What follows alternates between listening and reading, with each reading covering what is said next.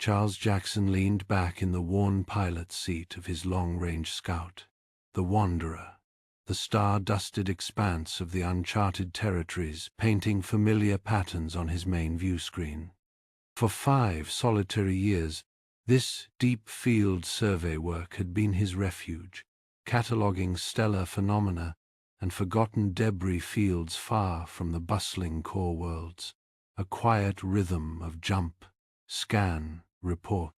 But the anomaly flickering on his long-range sensors today was no dead rock or derelict freighter. It pulsed with a faint, almost impossibly ancient energy signature he'd never encountered, and it was utterly, terrifyingly silent. A frown creased Charles's weathered face. He nudged the Wanderer's thrusters, the gentle hum of familiar comfort as he eased towards the coordinates. The anomaly tenacitated slowly on the main screen. A vessel, yes, but like nothing listed in any known registry. Its lines were wrong, more organic than constructed, its hull the color of bruised twilight, pocked and scarred by unguessable millennia adrift. Jagged rents marred its surface, and one entire section seemed to have been sheared away, venting its secrets to the void. No running lights, no emissions, no response to his hail. Standard life sign detectors returned a flat, disheartening negative. Yet, the faint, peculiar energy signature thrummed on, a persistent whisper from within the cold, dead shell. "All right, old girl," Charles murmured, patting the console. "Let's see what secrets you're hiding." The EVA suit sealed with a familiar hiss. He cycled through the Wanderer's airlock, the vast silence of space enveloping him, broken only by the sound of his own breathing. Magnetic boots clanked softly as he crossed the short distance to the derelict, its immense silent bulk looming. He found a jagged tear in the hull, a makeshift entry point. Inside, the darkness was absolute, pierced only by the beam of his helmet lamp. The air, or what was left of it, was frigid, carrying a faint, metallic, dusty scent that spoke of immense age. Corridors, if they could be called that, curved at unsettling angles, surfaces flowing into each other with no discernible joins. Dust lay thick, undisturbed for eons, disturbed now only by his passage. It felt less like a ship and more like the tomb of a forgotten god. Deeper within the oppressive silence, guided by the persistent throb on his wrist-mounted scanner, he found it. Not a bridge, not an engine room, but a chamber, strangely untouched by the external devastation, and in its center, a single ornate pod. It wasn't merely functional. Its surface, like polished obsidian, swirled with inlaid patterns of a material that seemed to drink the light, patterns that pulsed with a faint internal luminescence. A soft, rhythmic glow, now flickering erratically. Through a translucent panel he saw a figure, humanoid, undeniably, but slender, delicate, with skin that held a pearlescent sheen even in the dim light. Large, closed eyes, a face that, despite its alien cast, seemed impossibly frail.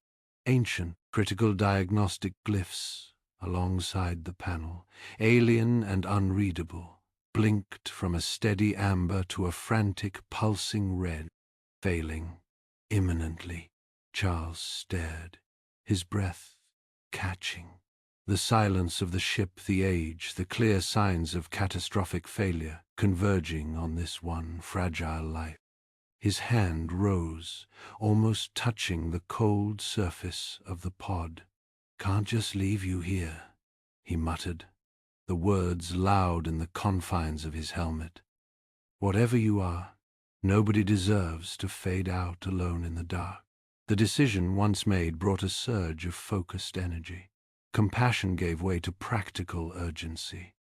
He scanned the pod, his technical gaze assessing its structure. Alien, yes, but the principles of mechanics were likely universal. Right, he said to the still form. Let's see about getting you out of this predicament.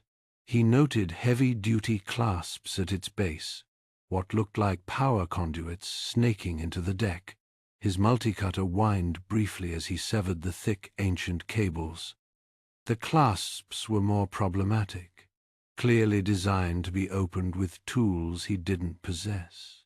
He found a manual release lever, almost hidden, and threw his weight against it. A groan of tortured metal, then a sharp crack as it gave. Carefully, bracing the surprisingly heavy pod, he maneuvered it from its alcove. The journey back through the derelict's dark, debris-strewn passages was slow, tense. He half expected the ancient structure to groan and collapse around him. Finally, back through the jagged tier and into the void, he guided the pod towards the Wanderer's open cargo airlock. With a final, careful nudge, it was inside. The pod settled onto the deck of the small cargo bay with a metallic thud. Charles sealed the airlock, cycling it with a rush of precious air, then quickly unsealed his helmet, the Wanderer's familiar, slightly oily air a welcome change.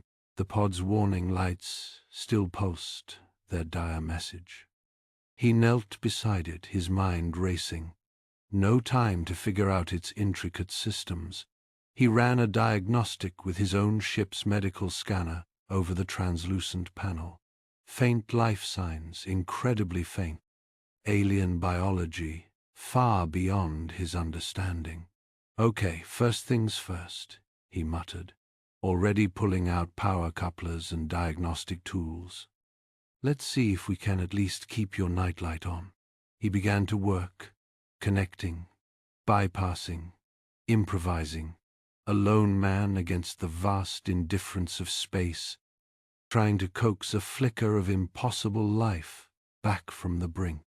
Lyra began to stir, her breathing shallow and erratic since Charles had brought her aboard, hitched, her eyelids fluttered, revealing a sliver of luminous, violet-tinged iris. Disorientation clouded her gaze as she tried to focus on the unfamiliar surroundings of Charles's med bay. Her frail limbs trembled against the biomonitoring pad. Charles leaned closer, his brow furrowed with concern. The scanner, jury-rigged to interface with the Arcturian stasis pod systems, spat out a stream of incomprehensible data. Error messages blinked across the screen.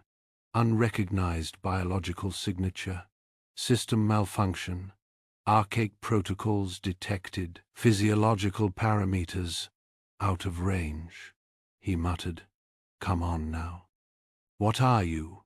He activated the Wanderer's universal translator, holding the device close to Lyra's head. "Can you understand me? Are you all right?" The translator sputtered, crackled, and then emitted a burst of static that made Charles wince. A digitized voice, distorted and garbled, echoed through the small med bay. Error. Language. Unidentified. Probability. Drift. Exceeds. Parameters. He switched it off with a sigh. Well, that's just great. Kneeling beside her, Charles abandoned the technology. He pointed to himself, tapping his chest. "Charles," he said clearly, slowly. "Charles." He then gestured towards a flask of water on a nearby table. "Water," he said, holding it up. "Drink?" His tone was calm, reassuring, as if speaking to a frightened animal. Lyra's reaction was immediate and visceral. Her eyes widened, reflecting the medbay's soft lighting like twin pools of liquid starlight. Her breathing quickened, becoming ragged. She flinched, drawing back against the biopad, her delicate frame seeming to shrink in on itself. A whimper escaped her lips, a sound like wind chimes in a forgotten garden. Recognizing her fear, Charles consciously stepped back. putting more distance between them. He raised his hands, palms open, in a gesture of peace. "Easy," he said softly. "It's all right. I'm not going to hurt you." He kept his movements slow and deliberate, avoiding any sudden gestures that might startle her further. He took a moment to truly observe her. Her skin, a pale blue-gray, shimmered with faint, intricate patterns that seemed to shift and flow beneath the surface, like constellations in miniature. Her eyes, large and luminous, possessed an unusual depth, as if holding the accumulated knowledge of millennia. Her frame was slender, almost fragile, yet there was an underlying grace in her posture, even in her current state of distress. Carefully, he prepared a small amount of nutrient solution, diluting it with purified water. He approached Lyra cautiously, offering the mixture in a small, sterilized container.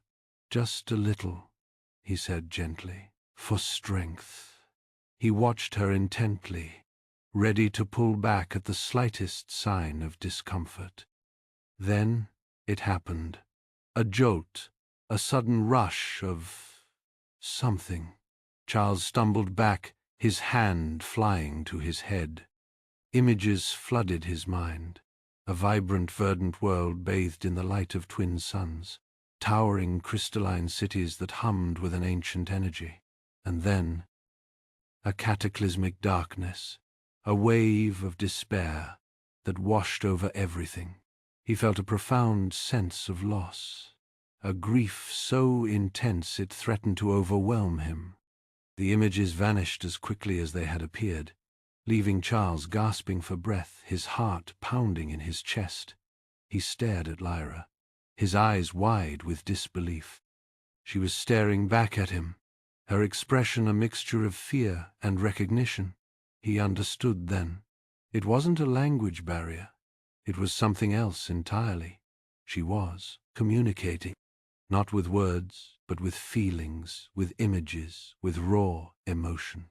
She was sentient, terrified, and utterly, heartbreakingly alone. The realization solidified his persistence. He couldn't just leave her here. He had to help her, to understand her, to protect her. Charles accessed the Wanderer's limited database, typing in Arcturian with trembling fingers. The results were sparse: fragmented myths, ancient legends, whispers of a long-vanished race said to possess incredible powers and wisdom. Extinct for millennia, one entry read, "Their fate remains a mystery." He frowned. "Well," he muttered, "not quite extinct, are you?" He returned to Lyra's side, his mind racing. He needed to make her more comfortable. He adjusted the environmental controls, lowering the temperature slightly and dimming the harsh overhead lights. He increased the humidity, hoping to mimic the conditions of her home world, whatever they might have been. From his own bunk he retrieved a soft, worn blanket, the one he used on long, cold nights in deep space. He gently draped it over Lyra, tucking it around her shivering form. "There," he said softly. "Warm now."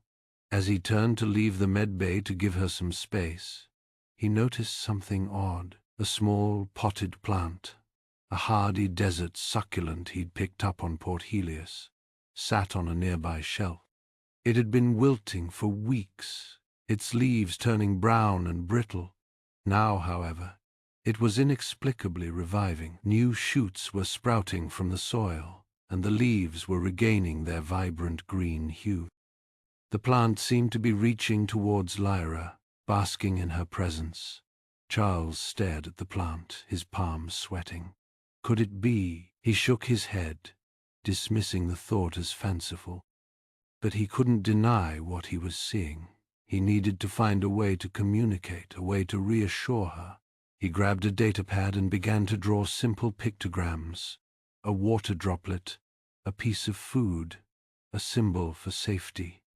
He held up the datapad, pointing to each pictogram in turn. Lyra watched him intently, her violet eyes narrowed in concentration. After a moment, a flicker of recognition crossed her face. She reached out a trembling hand and touched the pictogram for water. A small victory, but a victory nonetheless. Charles felt a growing connection to her, a sense of responsibility that went beyond simple compassion. He needed to give her a name, something to call her, something to make her feel less like a specimen and more like, well, like a person. He leaned closer, speaking softly. "Lyra," he said, pronouncing the name carefully. "Lyra." He watched her reaction, his heart pounding in his chest. Lyra's breathing seemed to calm slightly. The shimmering patterns on her skin pulsed a little slower. Her eyes, still wide with apprehension, seemed to focus on him with a hint of something. Not trust, not yet, but perhaps acceptance? A calming seemed to wash over her. She seemed to relax into the name. Charles continued sketching, his brow furrowed in concentration. He added a small, simplified image of himself next to the drawing of water, then pointed to Lyra, then back to the water. He hoped she understood the concept of offering. Lyra watched him intently, her large eyes following every stroke of his stylus on the small datapad. After a moment, she reached out a slender hand, and with surprising dexterity, picked up another stylus. She hesitated, then carefully mimicked Charles's drawing of water, her version slightly more stylized, almost flowing. A small smile touched Charles's lip. "Good," he said, pointing to her drawing, and then to the water dispenser. He then pointed to himself and said, "Charles." He repeated it slowly, enunciating each syllable. "Shah." Lyra tilted her head, her brow furrowed in concentration. She opened her mouth, and a series of soft, melodic sounds emerged. Nothing like any human language Charles had ever heard. She struggled, her throat working, then managed a breathy approximation. "Ch-as, Charles." Charles chuckled softly. "Close enough." He pointed to himself again, Charles, then to her. "Lyra." He then picked up a small nutrient bar. "Food," he said, holding it up. "Food." Lyra watched him, her gaze intent. She reached out and took the bar, examining it with curiosity. She brought it to her nose, inhaled deeply, then cautiously took a small bite. She swallowed, her expression unreadable. Nearby, a small potted flower Charles had salvaged from a derelict freighter drooped sadly, its petals wilted and brown. Lyra noticed it, her attention drawn to its lifeless appearance. She rose slowly from her seat and approached the flower, her brow furrowed in concern. She reached out a hand, hovering it just above the petals, her eyes closed in concentration. A faint, almost imperceptible shimmer surrounded her hand. Charles, who had been watching her, noticed the flower. He blinked, then looked again. The wilted petals seemed to perk up slightly. A faint green tinge returned to the browning leaves. He frowned, his scientific mind struggling to comprehend what he was seeing. He knew the flower was dying. He'd all but given up on it. He approached Lyra cautiously. "Lyra," he asked softly. She opened her eyes, startled, and quickly withdrew her hand. She looked at the flower, then at Charles, a flicker of fear in her eyes. Charles knelt down, examining the flower closely. He touched a petal, feeling its slightly firmer texture. He looked back at Lyra, a mixture of awe and apprehension in his eyes. He didn't say anything, but the questions were written clearly on his face. That evening, Charles cleared a small corner of his living space, near a porthole that offered a view of the swirling nebulae outside. He placed a soft cushion there, along with a small lamp that cast a warm, gentle glow. He added a few personal items, a worn photograph of his family, a small, intricately carved wooden bird he'd made himself, and a soft, knitted blanket. He wanted Lyra to feel safe, to have a place that was her own. As Lyra settled into the space, her eyes scanned the objects Charles had placed there.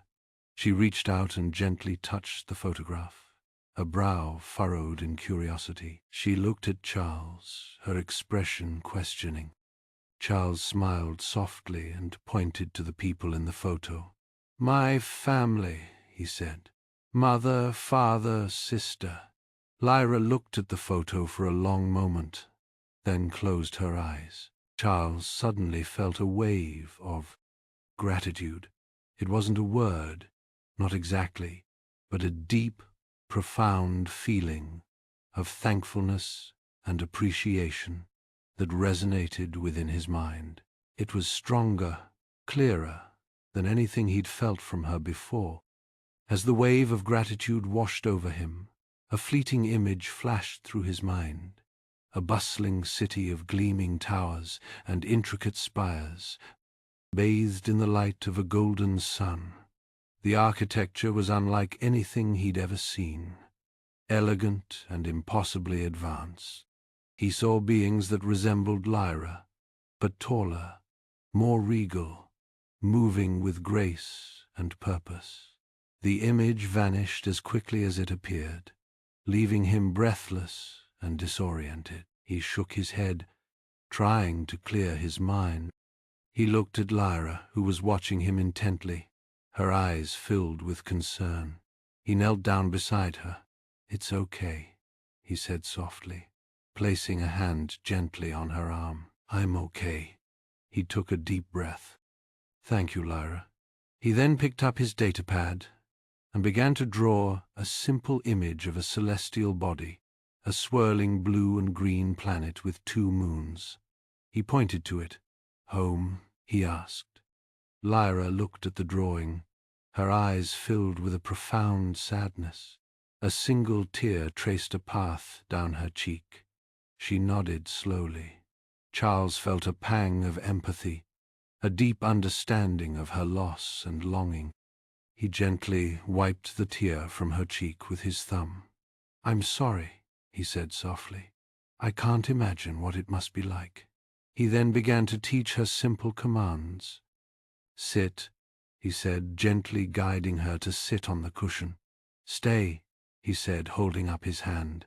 "Look," he said, pointing to the porthole. Lyra watched him intently, her eyes filled with concentration. She seemed to understand, her intelligence shining through. Charles adjusted his daily routine to accommodate Lyra. He woke up earlier, so he could spend time with her before starting his work. He made sure she had regular meals and plenty of water. He even started playing soft, calming music in the background, hoping it would help her relax. Lyra, in turn, began to show curiosity about Charles's work. She would watch him intently as he sat at his console, charting stars and analyzing sensor readings. She would tilt her head, her eyes following the movement of his fingers on the keyboard. One day, Charles decided to try to explain his work to her. He pulled up a star chart on his datapad and pointed to the different constellations. "Stars," he said, "far away, very big." He then showed her sensor readings, explaining how he used them to identify anomalies and map unexplored regions of space. Lyra watched him, her brow furrowed in concentration. Charles wasn't sure how much she understood, but she seemed genuinely interested. As he was explaining the different types of energy signatures he encountered, a faint anomaly appeared on his long-range scanners. It was different from anything he had seen before, a subtle, almost imperceptible fluctuation that registered just beyond the edge of known space. He frowned, his fingers flying across the keyboard as he tried to get a better reading. The signature was faint, almost too faint to register, but it was definitely there. It pulsed with a strange, unsettling energy. Before he could investigate further, the anomaly disappeared from his scanners, vanishing as quickly as it had appeared. Charles stared at the blank screen, a sense of unease creeping into his heart.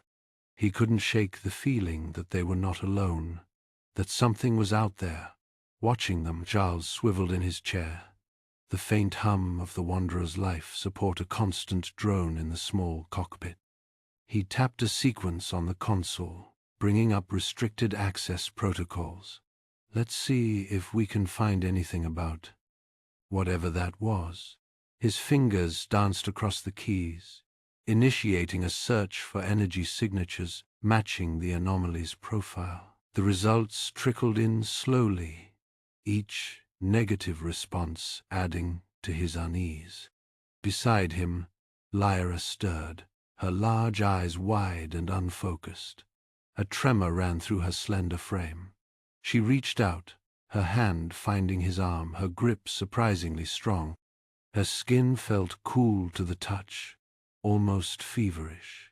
Suddenly, a clearer image flashed in Charles's mind, a sleek, black ship, its lines sharp and menacing, cutting through space with predatory grace.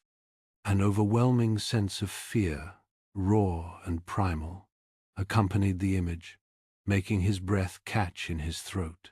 "Easy, Lyra," Charles said, his voice low and soothing, though his own heart pounded in his chest. "It's all right. Just a bad dream." He patted her hand, trying to project calm. But the lingering image of that dark ship refused to fade. "You're safe now." He wanted to believe it. A sharp beep from the console shattered the uneasy quiet. A red warning light blinked insistently. "Sensor malfunction," the computer announced in its monotone voice. "Long-range scanners temporarily offline." At the same moment, the anomaly reappeared on the long-range display, its faint energy signature now pulsing with a more insistent rhythm. Charles stared at the screen, his blood running cold. Coincidence? He glanced at Lyra, her eyes filled with terror. He could feel her fear, a palpable wave washing over him. He swallowed hard, the rational part of his brain still trying to find a logical explanation. But Lyra's distress and the impossible timing of the sensor malfunction were impossible to ignore. "All right," he said, his voice now firm and decisive. "Maybe it's not a dream." He reached for the controls, his hands moving with practiced ease. "Time to see what this old girl can do." He initiated the pre-jump sequence, the Wanderer humming in response. "Buckle up, Lyra. It's going to be a bumpy ride." The asteroid field loomed ahead, a chaotic jumble of rock and ice. Charles threaded the Wanderer through the maze with skillful precision, his hands dancing across the controls, his eyes constantly scanning the sensors. He muttered corrections, using every trick he knew to mask their energy signature against the background radiation of the field. Suddenly Lyra gasped, her body arching in pain. Images flooded Charles's mind, flashes of burning ships, exploding debris, and the anguished screams of a dying race. He saw sleek, black fighters tearing through Arcturian vessels, their weapons firing blasts of emerald energy. The technologically superior enemy decimated everything in its path. A surge of energy erupted from Lyra, a wave of psionic force that washed over the cockpit. The lights flickered violently, sparks flying from the console. The emergency alarms blared, adding to the cacophony of chaos. "Lyra, easy, Lyra," Charles yelled over the alarms, fighting to maintain control of the Wanderer. He reached out, grabbing her hand, squeezing it tightly. "It's okay. You're here with me. Focus on me." Despite the electrical disturbances and the flashing lights, he held her gaze, his eyes filled with concern and unwavering support. He spoke softly, his voice a calming anchor in the storm. "Just breathe, Lyra. Breathe with me." As Lyra's breathing slowly evened out, the electrical disturbances subsided. The lights flickered less violently, and the alarms quieted. Charles risked a glance at the sensors. A blip, faint but unmistakable, appeared on the long-range scanner, a ship following them. "Damn it," Charles muttered. She was right. Just then, a wave of static crashed over the comms system, followed by a high-pitched whine that made his teeth ache. "Disruptor pulse," the computer announced. Sensors and communications compromised. The asteroid field, once a sanctuary, now felt like a trap. Lyra squeezed his hand, her eyes filled with dedication. She closed her eyes, focusing her energy. A faint shimmer appeared around the cockpit, a localized psionic field that seemed to push back against the disruptive energy. The static lessened, and the sensor readings became slightly clearer. I can help," she whispered, her voice strained. "I can feel them, the asteroids." Charles didn't hesitate. "Then guide me," he said, his voice filled with trust. "Tell me where to go." And so they worked together. Charles piloting the Wanderer with his years of experience, Lyra using her nascent psionic abilities to sense the approaching asteroids, guiding him through the treacherous maze. A dance of skill and instinct, of human ingenuity and alien power. Another wave of fear washed over Charles, stronger this time, filled with a chilling intent. They don't want to just find us," Lyra gasped, her voice barely audible. "They want me." Charles's eyebrows furrowed. He knew what he had to do. "Hold on, Lyra," he said, his voice grim. "We're about to take a little detour." He punched in a new set of coordinates, a jump to a region of space marked on his charts as uncharted territory. A place of unknown dangers, but also a place where they might just have a chance to escape. "Are you sure?" Lyra asked, her voice filled with apprehension. "It's dangerous. So is letting them catch you," Charles replied, his eyes fixed on the jump point. "Sometimes you have to risk the devil you don't know." He engaged the FTL drive. The Wanderer shuddered violently as it tore through the fabric of space, hurtling into the unknown. The jump was successful, but the Wanderer groaned under the strain. Alarms blared, and warning lights flashed across the console. "Damage report," Charles barked. "FTL drive compromised." The computer responded. "Navigation systems partially offline. Hull integrity at 70%. Charles swore under his breath. They were alive, but barely, and stranded in uncharted space. He turned to Lyra, his face grim. "We made it, but we're not out of the woods yet." Lyra closed her eyes, focusing her energy. After a moment she opened them, her gaze fixed on a nearby moon, a small rocky body bathed in the pale light of a distant star. "There," she said, her voice soft but firm. "I see. A place of refuge. A place known to my people long ago." She projected an image into Charles's mind. A hidden valley, nestled amongst towering cliffs, a place of peace and safety. Charles stared at the image, his heart filled with a flicker of hope. He looked at Lyra, her face pale but determined. He trusted her instincts. He had to. "All right," he said, his voice filled with grit. "Let's head to your refuge." He adjusted the Wanderer's course, setting a heading for the nearby moon, towards a place of safety. towards the next chapter of their journey, biology. We're literally rewriting the rules of both engineering and biology. Charles piloted the Wanderer towards the moon, its surface a tapestry of greys and blacks under the distant starlight. Craters pockmarked the landscape, each a silent testament to cosmic impacts. Lyra sat beside him, her violet eyes fixed on the display. "There," she murmured, her voice a soft echo in the cockpit, "the Mare Imbrium. Near the crater Eratosthenes. It is close." The desolate, rocky surface offered a stark contrast to the vibrant, hopeful vision she'd shared with him earlier, a refuge, a sanctuary of knowledge and memory. Charles adjusted the Wanderer's trajectory, a knot of unease tightening in his stomach. He trusted Lyra, but the silence of the moon felt heavy, expectant.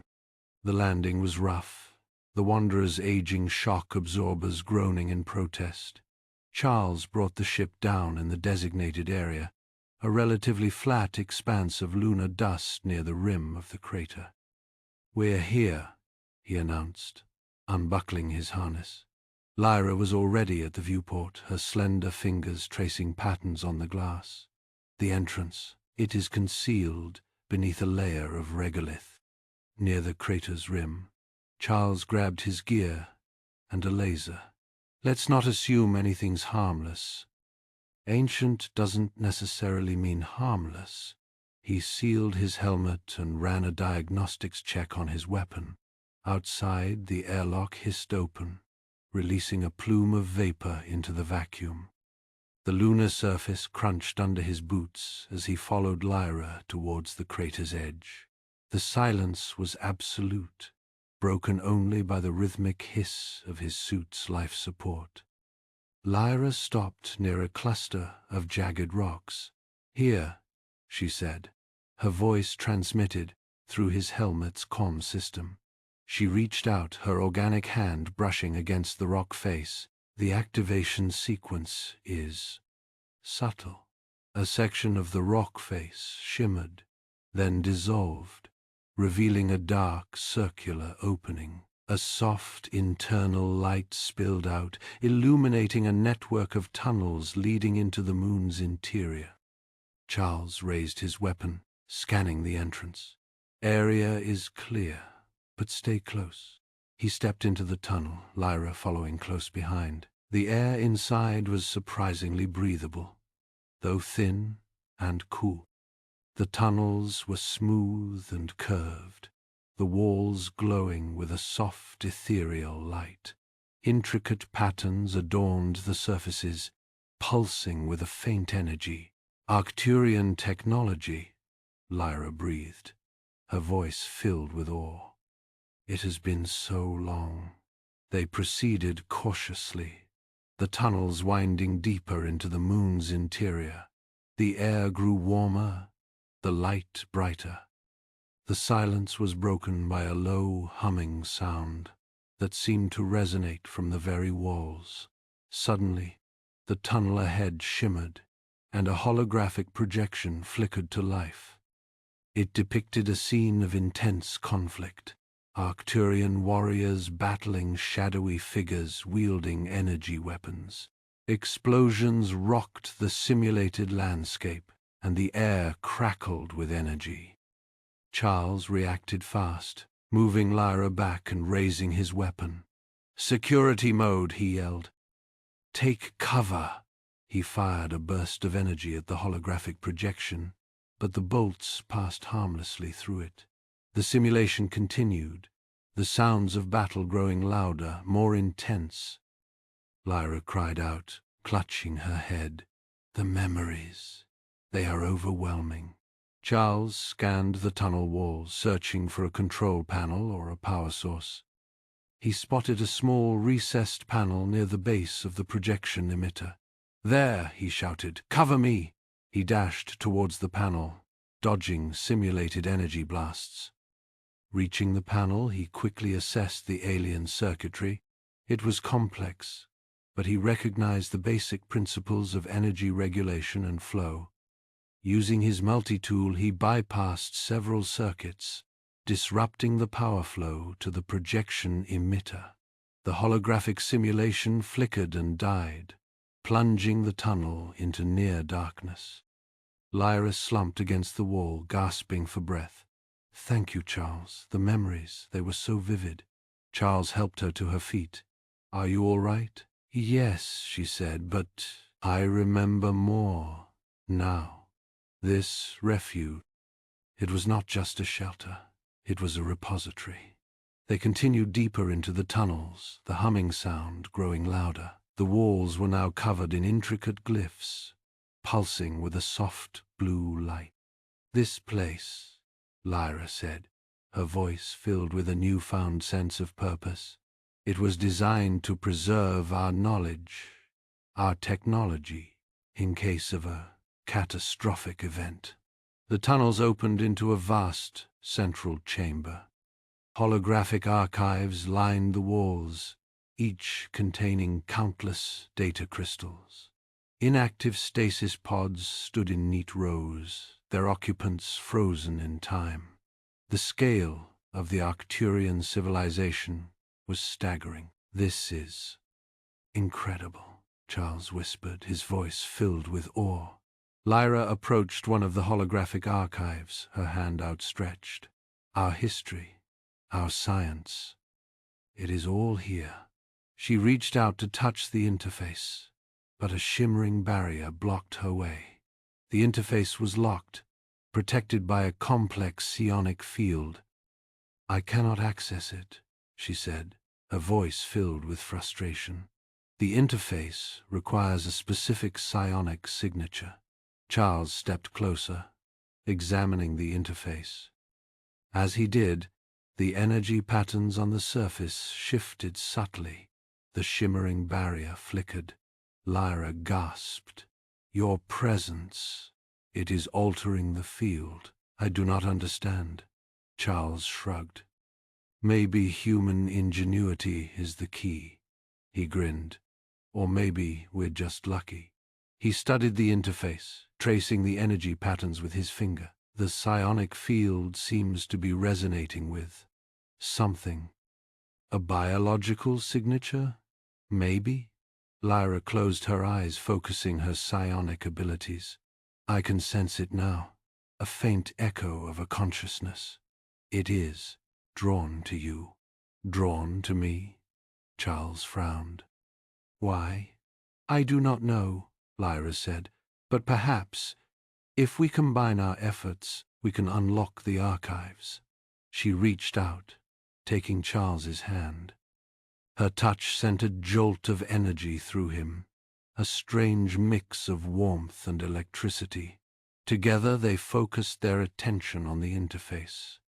Lyra channeled her psionic energy, while Charles used his technical knowledge to guide her. The energy patterns on the interface swirled and pulsed, growing brighter, more intense. Slowly, the shimmering barrier began to dissipate. Cracks appeared in the psionic field, revealing the holographic archive beneath. Suddenly, a holographic message flickered to life on the surface of the archive. It depicted an Arcturian scientist, his face etched with concern. "If you are seeing this," the scientist said, his voice echoing through the chamber, "then the refuge has been breached. I must warn you of a specific danger. The psionic resonance entity." Lyra gasped, her eyes widening in fear. "This entity," the scientist continued, "feeds on the emotional energy of Arcturians.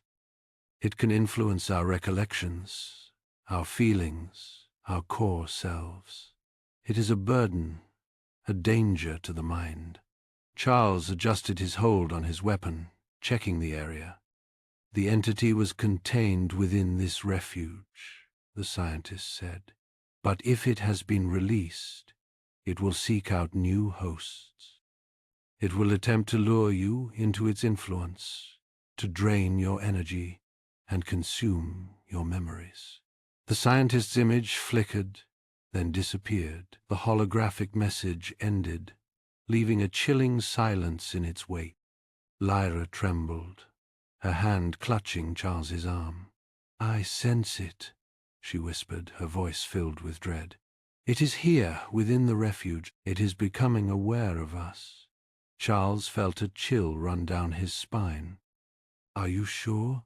"Yes," Lyra said, her eyes darting around the chamber.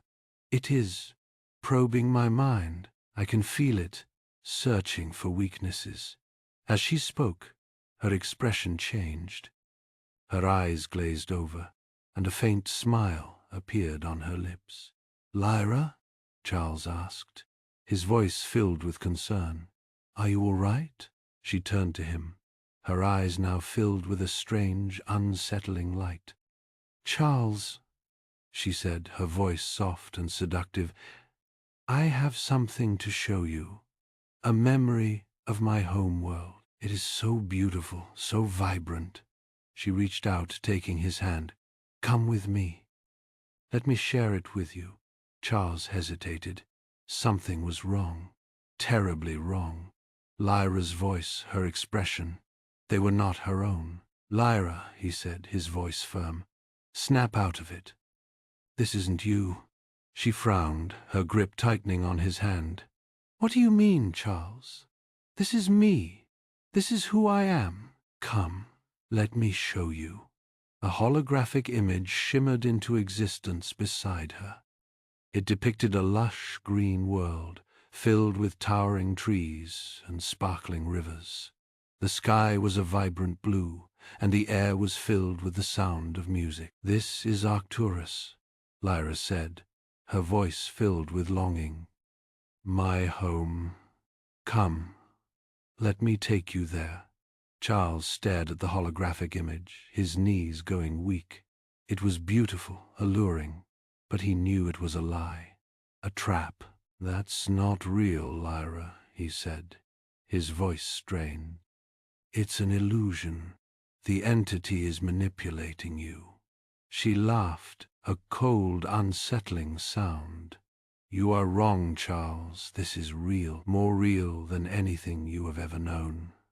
Come, join me. Let us be together, forever." Charles pulled his hand away, stepping back from her. "I won't let you do this, Lyra. I won't let you fall under its control." The holographic image shimmered, its beauty turning grotesque. The trees twisted into thorny vines, the rivers turned to blood, and the sky turned a sickly green. "You dare defy me?" Lyra hissed, her voice now a guttural snarl. "You cannot protect her, human. She belongs here now." The figure moved toward Charles, hands outstretched, eyes glowing with intense energy.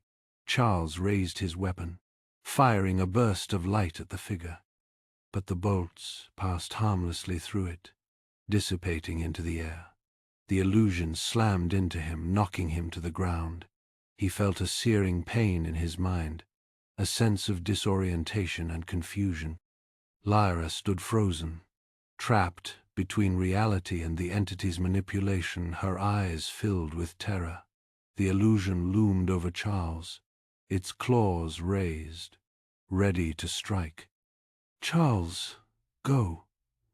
Lyra's voice was strained, a desperate rasp that cut through him more sharply than any energy blast. The throbbing in his head, a souvenir from the illusion's earlier assault, intensified. He swayed, momentarily disoriented, but Lyra's plea snapped him back. Her eyes, they weren't violet anymore, not entirely. A flicker of something else, a sickly green luminescence, pulsed beneath the surface, like swamp gas trapped beneath ice. Her posture, usually so graceful, had become rigid, almost puppet-like. "Lyra, I'm not leaving you," Charles said, his voice firm despite the tremor in his hands. He took a step closer. "Whatever that thing is, we can fight it. Together." A chilling mockery of Lyra's laugh echoed through the refuge. "Fight? You think you can fight me, little human? I am the echo of forgotten ages, the hunger in the void. You are nothing but a fleeting spark. The voice was Lyra's, yet utterly alien, infused with a cold ancient malice that made his blood run cold. He cannot help you, Lyra. He seeks only to steal what is rightfully mine, your past. Charles gritted his teeth, recognizing the entity's strategy. It was feeding on Lyra's deepest fears, twisting their shared experiences into weapons against her. He had to change tactics. He couldn't fight it with force.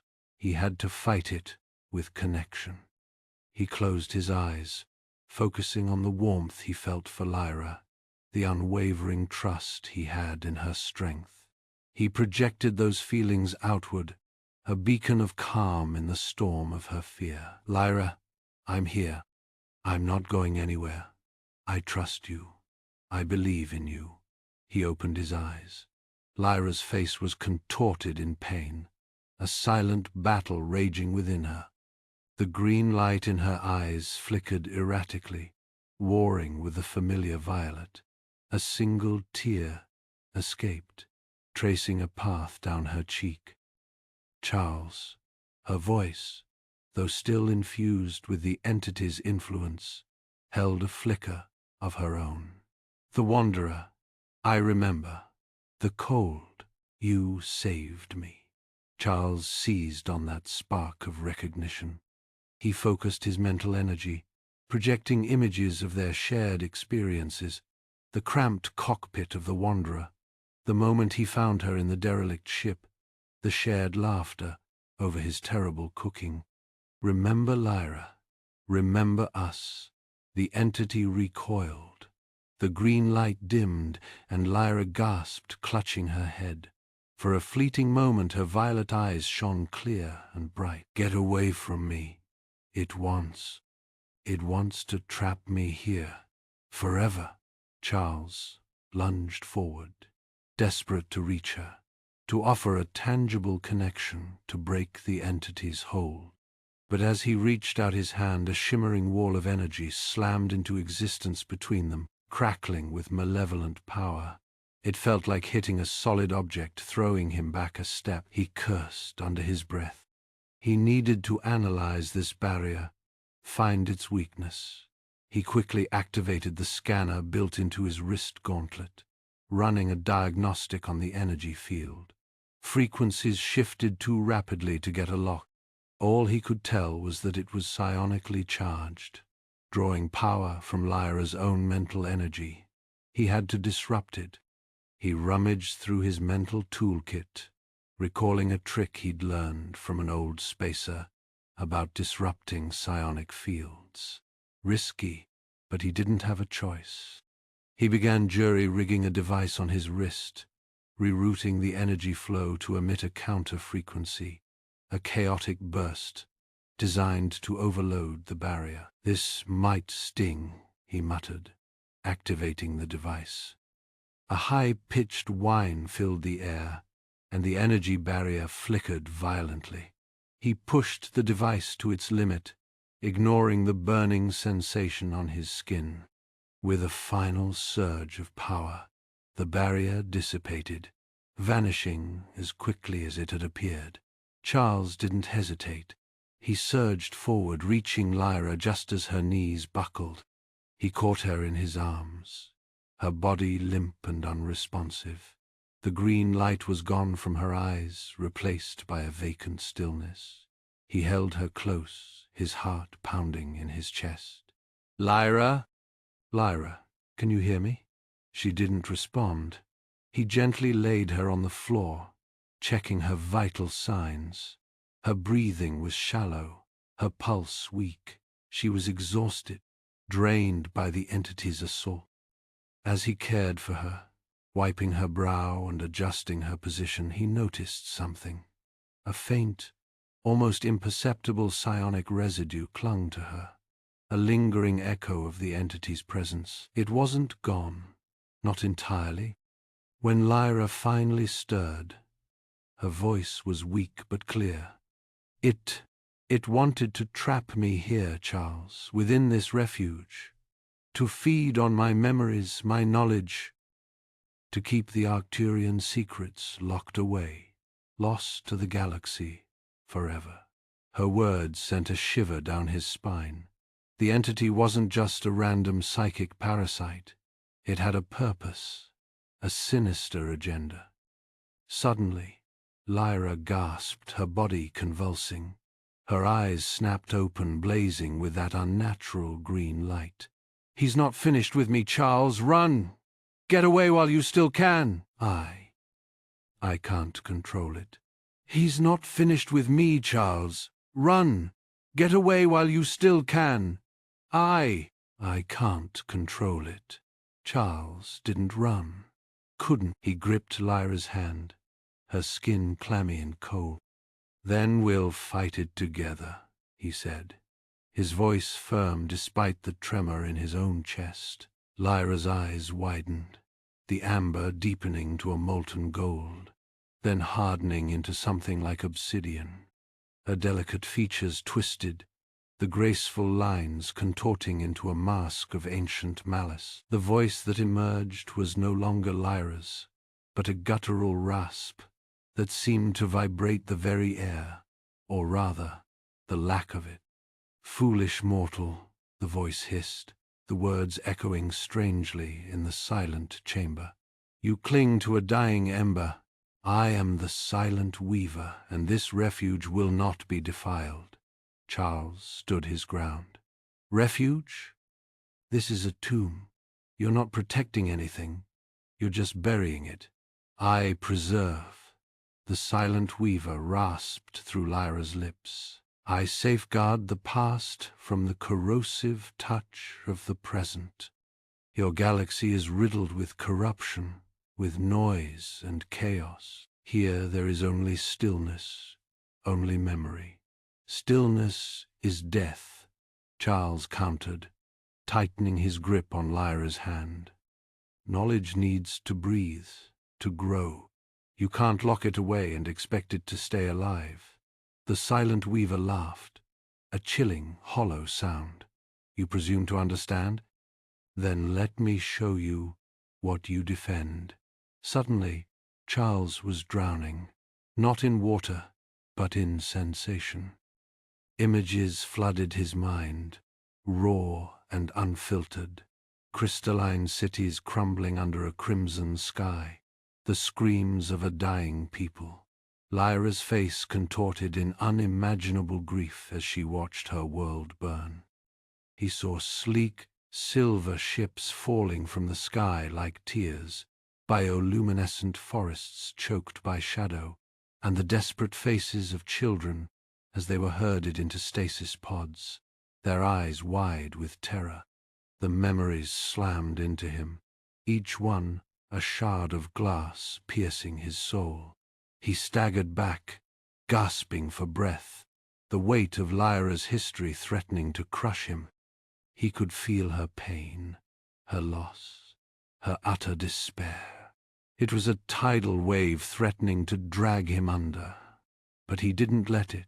He focused on Lyra's face, the real Lyra, trapped beneath the silent weaver's control. He saw a flicker of her own will, a desperate plea for help in the depths of her tormented eyes. He thought of her kindness, her gentle spirit, the way she had looked at him with a mixture of curiosity and hope. He thought of the warmth of her hand in his, the fragile connection they had forged in the vast emptiness of space. He drew on his own strength, his own resilience, the quiet willpower that had carried him through years of solitude and hardship. He would not be broken. The onslaught of memories lessened, the images fading slightly. Lyra gasped, her body trembling. "Sound is its weakness," she whispered, her voice barely audible before the silent weaver reasserted its control. Charles blinked, the echo of her words ringing in his ears. "Sound is its weakness." He looked around the silent chamber, his eyes scanning the smooth, seamless wall. The refuge was unnaturally quiet, devoid of any ambient noise. No hum of machinery, no rustle of air, not even the faintest echo of their own breathing. It was a silence so complete it was almost deafening. He released Lyra's hand, his mind racing. He had to find a way to generate sound, a specific frequency, something to disrupt the silent weaver's control. He turned and sprinted back towards the Wanderer, his boots echoing softly on the polished floor. "Do you see now, Lyra?" the silent weaver purred, its voice dripping with malice. "He seeks to destroy your home, to shatter the sanctuary I have so carefully crafted. He will bring the noise and chaos of his world into this sacred place." Lyra struggled against the entity's influence, her face a battleground of conflicting emotions. The silent weaver's words resonated with a part of her, the part that longed for the safety and stillness of the past. But another part, the part that had begun to trust Charles, the part that had felt the warmth of his compassion, resisted. Charles rummaged frantically through the Wanderer's storage compartment, tossing aside spare parts and emergency rations. He needed something, anything, that could generate sound. His fingers brushed against a cold metallic cylinder. He pulled it out. A damaged sonic emitter, its casing cracked and its power cell depleted. He cursed under his breath.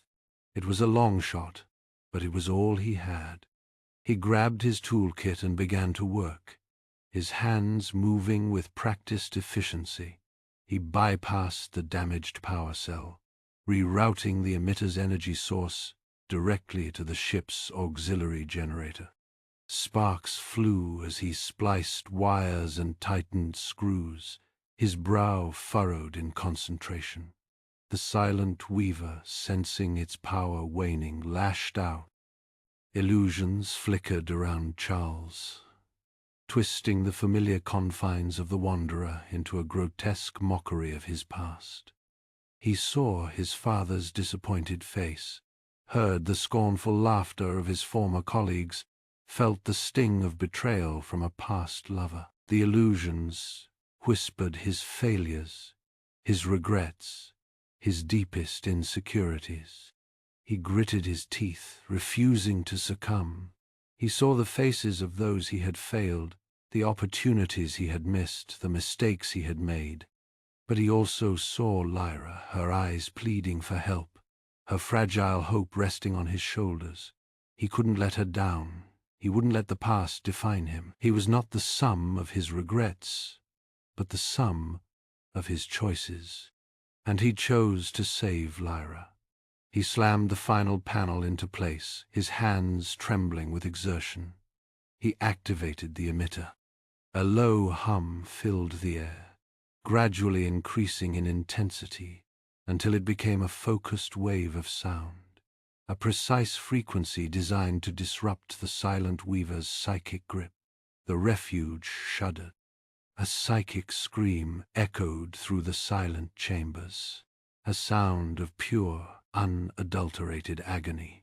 The silent weaver's hold on Lyra weakened, her body slumping forward, her eyes clearing. But the sound was having another effect.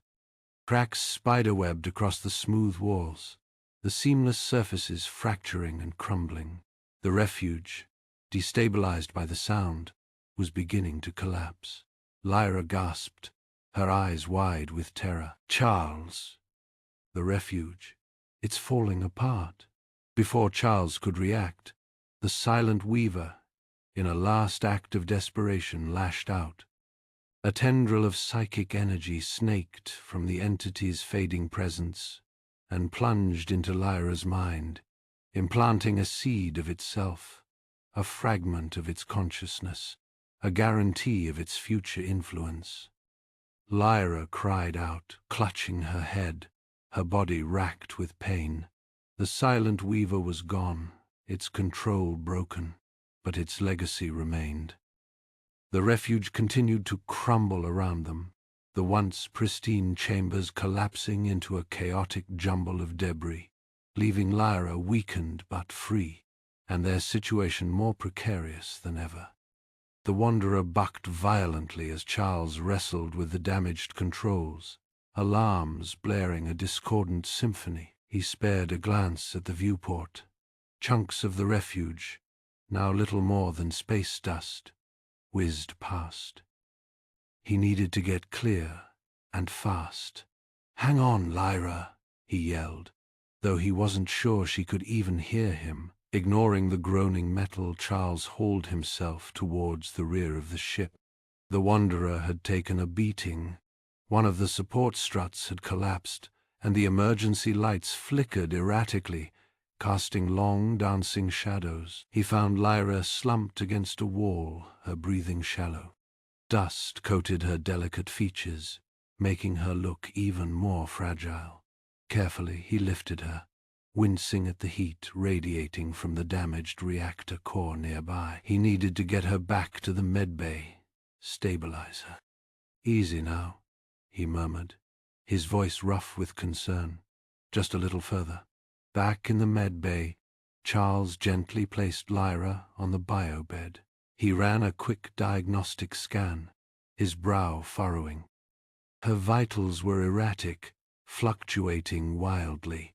He initiated a low-level sedative, hoping to calm her. But as the sedative flowed into her system, Lyra's eyes snapped open. They were wide, unfocused, and distant. She didn't seem to recognize him. Her breathing hitched, and she began to mutter in a language he didn't understand, a series of guttural clicks and hisses that sent a shiver down his spine. "Lyra, it's me, Charles. Can you hear me?" He reached out, gently touching her arm. She flinched away as if burned. Her eyes, usually so luminous and gentle, were now cold and empty. "Stay away," she rasped, her voice strained. You don't understand." Charles's heart clenched. "Understand what? What's wrong?" He activated the Wanderer's medical scanner, running a full diagnostic. The results came back almost immediately, a cascade of data that left him reeling. Amongst the standard readings, one anomaly stood out, a complex energy signature emanating from within Lyra's mind. It pulsed with an alien rhythm, a discordant counterpoint to her own biosignatures. Suddenly, Lyra gasped, her body arching against the biobed. For a fleeting moment her eyes cleared and recognition flooded back. "Charles," she whispered, her voice filled with terror. "The seed, it's still there. The silent weaver. It planted a seed in my mind." Before Charles could respond, Lyra's body went rigid. Her eyes rolled back in her head, and a chilling alien voice echoed through the med bay. It was Lyra's voice, but distorted, twisted into something utterly inhuman. "You cannot help her, human," the voice hissed. "She is mine now. You are an enemy. You must be stopped." Charles recoiled, his heart pounding. The silent weaver, it wasn't truly gone. It had left a part of itself behind, a psychic parasite clinging to Lyra's mind. He had to find a way to sever the connection, to free her from its influence. Just then, a shrill alarm pierced the silence. The Wanderer's sensors had detected an approaching vessel. Charles glanced at the tactical display. The ship was closing fast, identified as a Xeno-Relic Acquisitions research vessel. He cursed under his breath. XRA. He'd heard stories about them, ruthless collectors of ancient artifacts, willing to do anything to get their hands on what they wanted. Charles tried to hail the approaching vessel. "This is the survey vessel Wanderer, requesting identification and purpose of approach." A voice crackled back, smooth and professional, but with an undercurrent of something unsettling. "Wanderer, this is the XRA research vessel Seeker. We detected a distress signal and are here to offer assistance." Lyra, still possessed by the silent weaver, turned her head towards Charles. her eyes gleaming with unnatural light. "Trust them, Charles," she urged, the weaver's voice dripping with false sincerity. "They can help me. They can remove the seed." Charles stared at her, his gut twisting with suspicion. He didn't trust XRA, not one bit. He'd read reports about their methods, their willingness to exploit and dissect anything they deemed valuable. He couldn't risk handing Lyra over to them. He brought up the Seeker's schematics on his console, running a detailed analysis. The ship was registered as a research vessel, but something didn't add up. He focused on the vessel's underside, his eyes intent. There, carefully hidden behind sensor arrays and research tools, were weapon mounts, high-energy projectors built for conflict, not study. Charles smacked his head on the console. He'd been right. XRA wasn't here to help. They were here to capture Lyra, to exploit her Arcturian knowledge for their own gain. "I don't trust them, Lyra," he said, his voice firm. "They're not here to help you. They're here to take you." He turned back to the controls, his mind racing. He had to get them out of here now. "Strap yourself in," he said, his voice tight. "We're not waiting for an invitation." He began rerouting power, diverting energy from life support to the engines.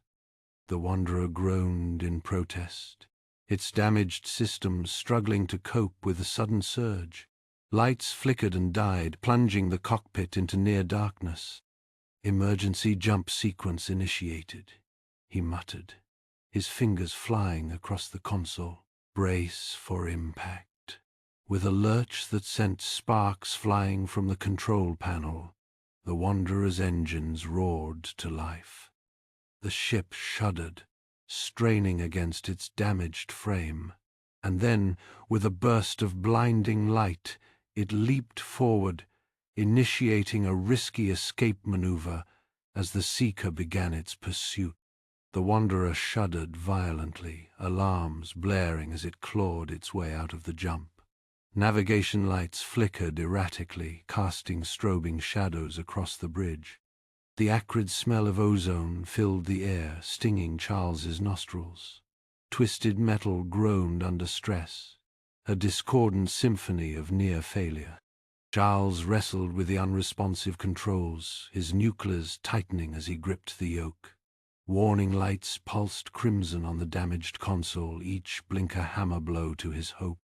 "Come on, baby, just a little further," he muttered, his voice strained.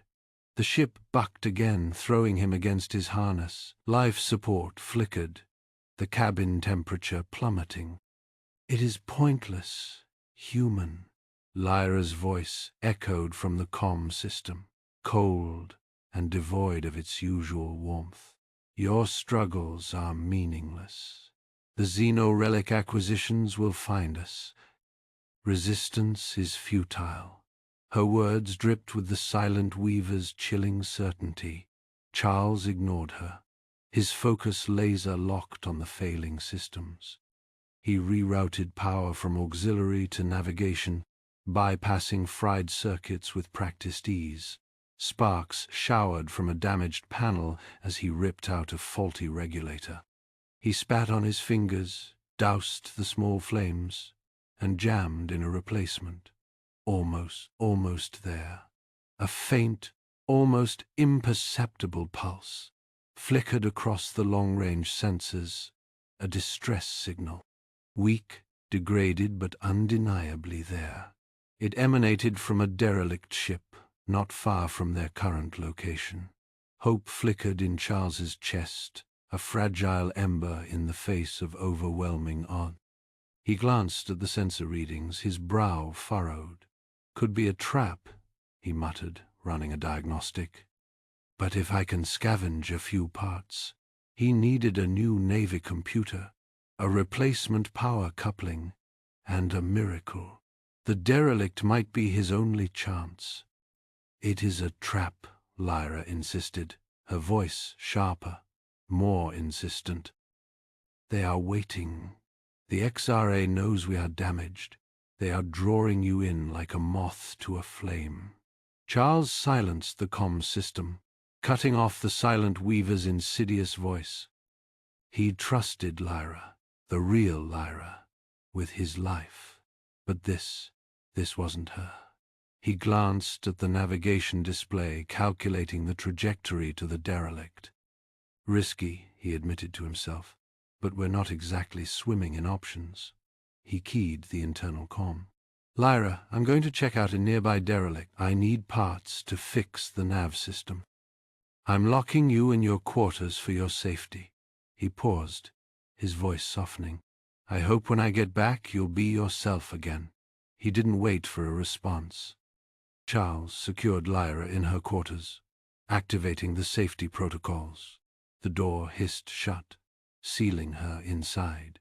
He lingered for a moment, his hand resting on the cool metal. Hang in there, he whispered. Donning his environmental suit, Charles cycled through the airlock and launched himself into the void. The derelict loomed before him, a skeletal silhouette against the star-dusted canvas. It was massive, ancient, its hull scarred and pitted by centuries of cosmic bombardment.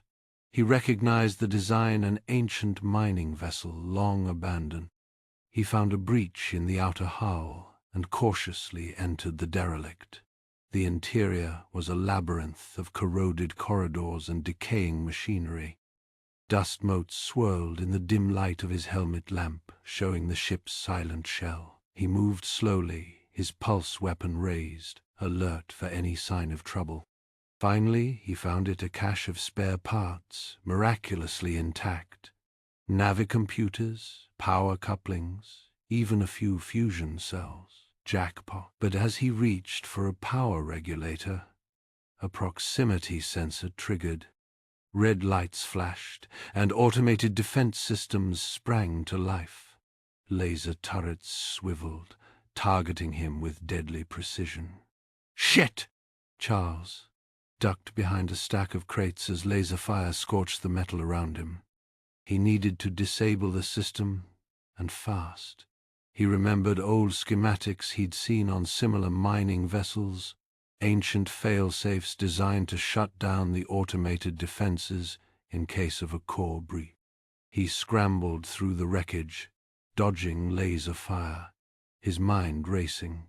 He found the access panel, its cover rusted and fused shut. He blasted it open with his sidearm and began rerouting power conduits, bypassing the primary control system. Sparks flew, and the air crackled with energy. With a final surge, the turrets sputtered and died, their red eyes dimming into darkness. Breathing heavily, Charles grabbed the spare parts he needed and raced back to the airlock. As he approached the Wanderer, the ship's sensors blared a warning. An XRA vessel, sleek and black as a predator's tooth, was approaching fast. He barely made it back inside before the XRA ship was within firing range. Lyra, brace for immediate departure, he shouted into the internal corn, not knowing if she could even hear him. Then a flicker of clarity, a moment of lucidity in Lyra's voice. Charles, the artifact, the silent weaver. She wants the focusing lens of Xylos. It's on. Her voice dissolved into a garbled mess of static. Lyra? Lyra, what is it? But the silent weaver was back in control. No response. Unbeknownst to Charles, a subliminal signal, a faint psychic echo, had pulsed from Lyra's mind, pinpointing the location of the focusing lens of Xylos to the XRA vessel's advanced sensors. Charles, oblivious to Lyra's involuntary betrayal, worked frantically, connecting the salvaged parts to the Wanderer's damaged engines. The engines coughed, sputtered, and then roared to life. He initiated another jump, desperately trying to put distance between himself and the pursuing XRA vessel. The XRA ship, however, had locked onto the Wanderer's jump trajectory, thanks to the signal from Lyra. They followed, relentless and unwavering. Charles and Lyra jumped, unaware of the XRA vessel's relentless pursuit and the unwitting betrayal that had sealed their fate. The Wanderer shuddered violently as it ripped free of hyperspace, alarms blaring a discordant symphony. Charles wrestled with the controls, the ship bucking like a bronco. "Damn it!" he yelled, finally managing to stabilize the vessel. The stars outside were unfamiliar, a testament to the random jump. He glanced at the navigation console. "Uncharted system. Looks like a moon. Small one." He squinted at the readings. Thin atmosphere, breathable, at least for a while. The moon was a monochrome canvas of gray rock and dust, scarred by ancient impacts. Charles guided the Wanderer down, seeking cover. A deep canyon sliced through the landscape, offering a chance to hide from orbital scan. He coaxed the ship into the narrow crevice, the Wanderer's hull groaning in protest as it settled onto the uneven ground. "Well, that was fun," he muttered, unbuckling his harness. "Eran a diagnostic. Engines shot, hyperdrives fried, comms are down. Lovely." The damage from the jump was far more extensive than he'd initially thought. Lyra, standing silently behind him, her eyes distant, spoke in a voice that was almost a monotone. "The ship is beyond repair. We should abandon it and seek shelter on the surface. It is our only chance." Charles turned, surprised by her words. "Abandon the Wanderer? Lyra, this ship is our only way out of here." He ran a hand over the console, a gesture of affection. "Besides, I can fix her. I always do. The risk is too great." The silent weaver advises caution. Her voice was devoid of emotion, a stark contrast to the Lyra he knew. "The silent weaver?" Charles frowned. "Lyra, what's going on? You're not yourself." He didn't wait for an answer, grabbing his toolkit and heading for the engine room. "I need to find a replacement regulator. Maybe I can scavenge something from the surface." The moon's surface was eerily quiet. The thin atmosphere carried no sound, only the whisper of his own breathing in his helmet. As he walked, he noticed strange rock formations jutting from the ground, their surfaces smooth and unnatural. They seemed to hum with a faint energy, a barely perceptible vibration that resonated in his bones. He ran his scanner over one of the formations. Interesting. High concentrations of rare earth elements, almost like a mining site. He checked the readings again. Arcturian? No way. He hurried back to the Wanderer, his mind racing. "Lyra, these rock formations, they're Arcturian. This moon was a mining colony a long time ago." Lyra was waiting for him at the entrance to the ship, her eyes wide with a fear that didn't seem entirely her own. "We must leave this place, Charles. It is cursed. The silent weaver warns of great danger." Charles dismissed her fears with a wave of his hand. "Don't be ridiculous, Lyra. There's nothing here but rocks and dust. Besides, I need that regulator." He pushed past her and headed back towards the rock formations. He followed the energy signature to a hidden chamber within one of the larger formations. Inside, he found a collection of ancient Arcturian technology, dormant but remarkably intact. Consoles glowed with a faint internal light, and strange devices hummed with latent power. "Jackpot," he exclaimed. "This could be just what I need." He began to examine the technology, searching for a power source or a tool that could help him repair the Wanderer. He didn't realize that as he activated the ancient systems, he was also sending a powerful signal into space, a beacon that would pinpoint their location to the XRA vessel. Suddenly, Lyra grabbed his arm, her grip surprisingly strong. For a fleeting moment he saw a flicker of her true self in her eyes, a desperate plea for help. "Charles, stop. You don't understand. They're coming."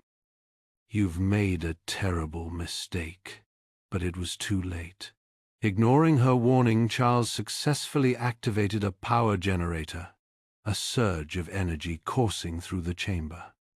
Lights flickered on, illuminating the ancient technology in all its glory. A deafening boom shook the moon as the XRA vessel dropped out of hyperspace, its sleek, black hull blotting out the stars.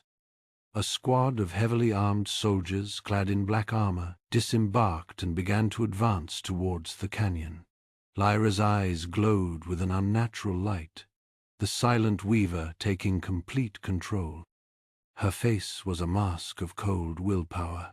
The XRA soldiers breached the Wanderer with practiced ease, weapons trained on Charles and Lyra. "Stand down. You are both under arrest." Lyra stepped forward, her voice chillingly calm. "I am surrendering myself to you. He is of no consequence." Before Charles could react, Lyra raised her hand, and a wave of energy washed over him. His muscles locked, his body paralyzed. He could only watch in horror as Lyra, under the silent weaver's control, surrendered herself to the XRA soldiers. They took her away, their black armor gleaming in the harsh moonlight. As the XRA vessel lifted off, leaving him stranded on the desolate moon with the crippled Wanderer, Charles felt a wave of despair wash over him, quickly followed by a burning desire for revenge. He would get her back, regardless of the cost. But first, he had to get off this rock. The paralysis was a vice squeezing his will, but the image of Lyra, her delicate features etched with fear as they dragged her away, burned through the fog. Rage, cold and sharp, pierced the lingering effects of the silent weaver's dampening field. He grit his teeth, muscles screaming, and forced a twitch, then another. The paralysis fought back, a sluggish current resisting his every effort, but the adrenaline of her capture was a stronger tide. He stumbled to his feet, the Wanderer tilting slightly under his unsteady gait. The ship felt wrong. He lurched toward the cockpit, his boots clanging against the metal deck. The control panel was a graveyard of flickering lights and dead screen. Emergency power flickered weakly, casting long, distorted shadows. The comms array was dark, the navigation system offline. Even the backup life support sputtered erratically. He accessed the ship's logs, his fingers flying across the damaged console. The XRA vessel's trajectory was clear, a direct course for a remote research station orbiting the third moon of the gas giant Xylos. A place distant from all oversight, allowing open research. The pilot couldn't make it, not now. The jump drive was damaged, the thrusters barely worked, he was isolated.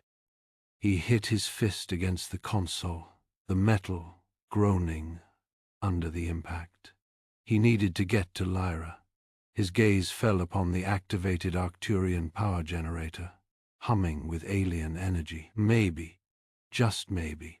He scrambled toward it, his tools clattering against the deck. He had to try. If he could just get the core systems back online. He ran diagnostics, his brow furrowed in concentration. The schematics were gibberish, a swirling vortex of symbols and equations that defied human logic. He tried brute forcing a connection, rerouting power conduits, bypassing damaged circuits. Nothing.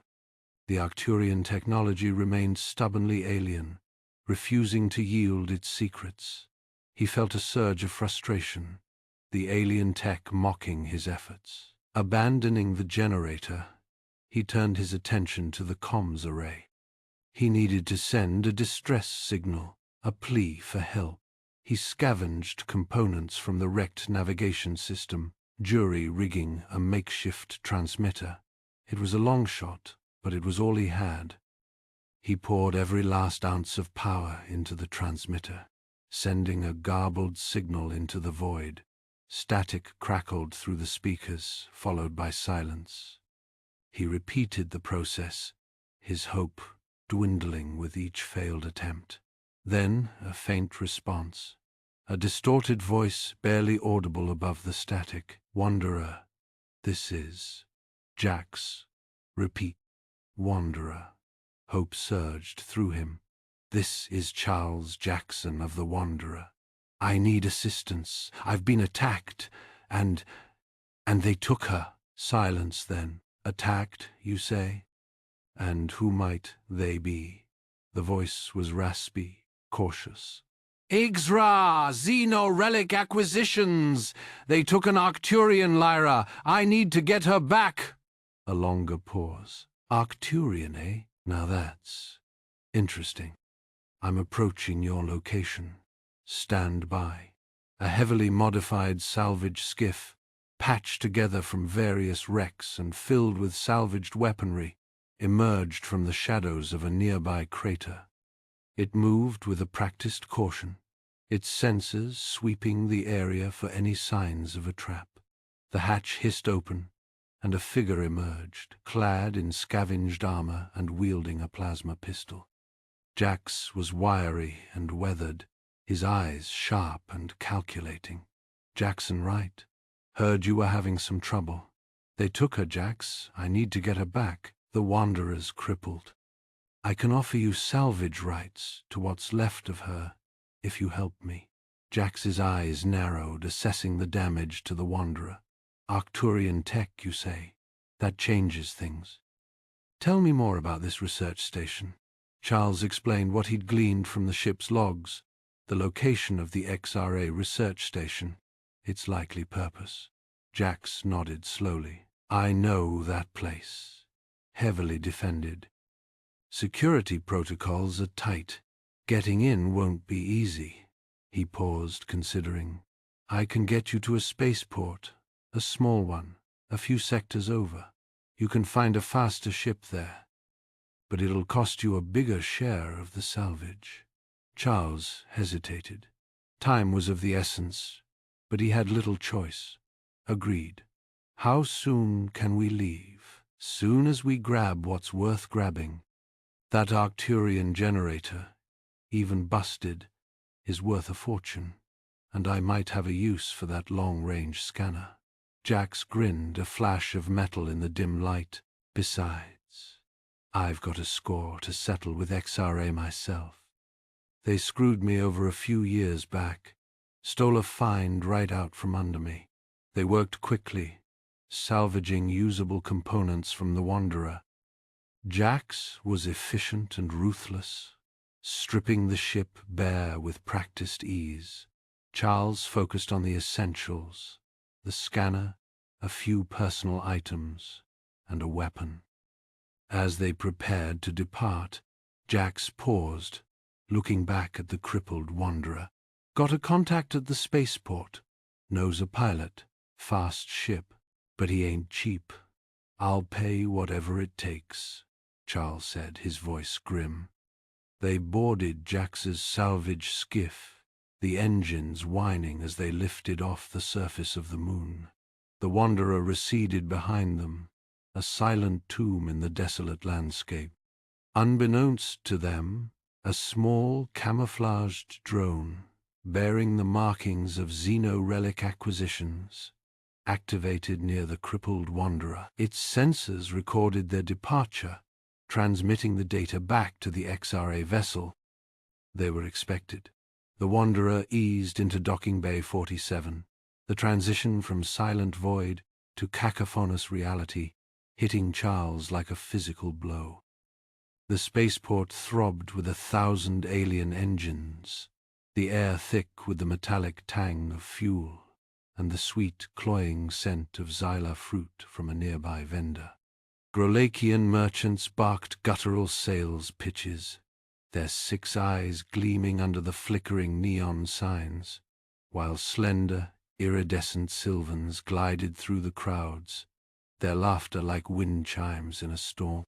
Jax, however, seemed utterly at home.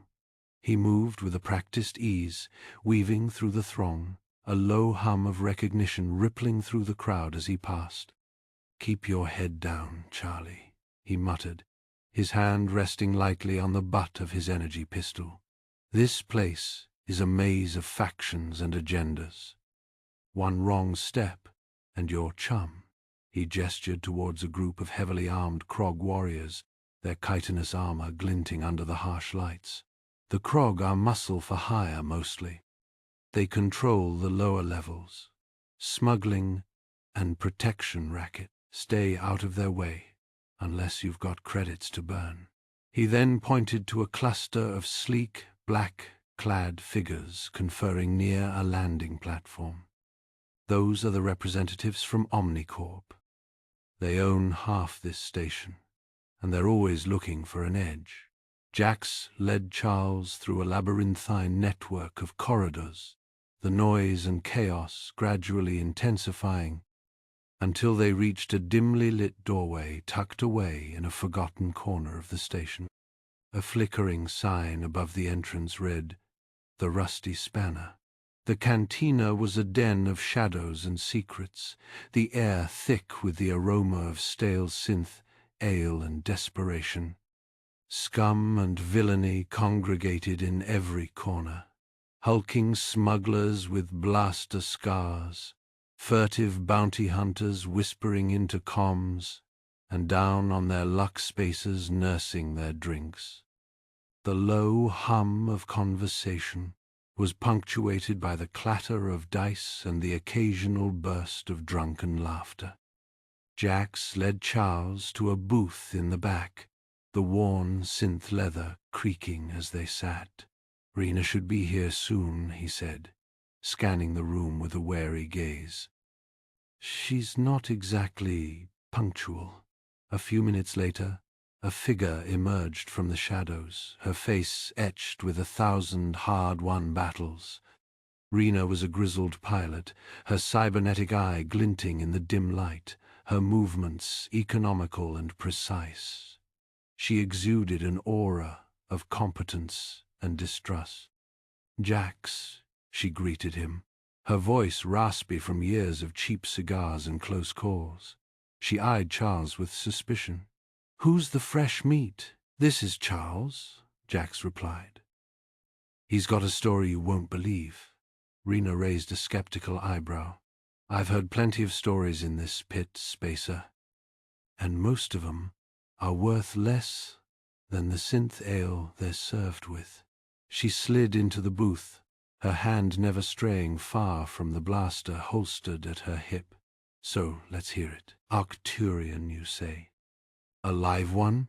she scoffed. "That's a fairy tale for drunken rookies." Charles leaned forward, his voice earnest. "It's true, Rena. I found her adrift in a derelict ship. She's in stasis, but she's alive." Rena remained unconvinced. "An Arcturian? After all this time? And you just happened to stumble across her? What do you want me to do, fly you to Arcturus on a moonbeam?" Jax placed a hand on Rena's arm, his expression serious. "Rena, I'm telling you, this is real. And if what Charles says is true, the tech on that ship could be worth more than this whole station." Rena's cybernetic eye whirred softly as she considered his words. "All right, Jax, I trust you. Mostly.